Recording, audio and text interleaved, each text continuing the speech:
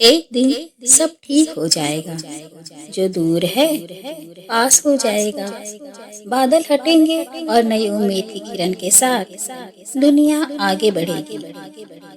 ایک امید کافی ہے ہمیں منزل تک لے جانے کے لیے۔ امید خود سے رکھو، کبھی اوروں سے نہیں، یہاں خود کے سوا کوئی کسی کا نہیں۔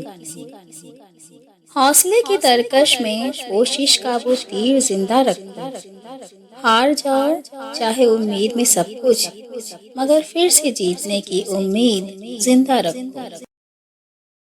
زیادہ امید مت لگا، انسان ہی تو ہے، تھوڑا فاصلہ بھی رکھ، دنیا ہی تو ہے۔ ہم کسی شخص سے تب تک لڑتے ہیں جب تک ہمیں اس سے پیار کی امید ہوتی ہے۔ جس دن وہ امید ختم ہو جاتی ہے، لڑنا بھی ختم ہو جاتا ہے۔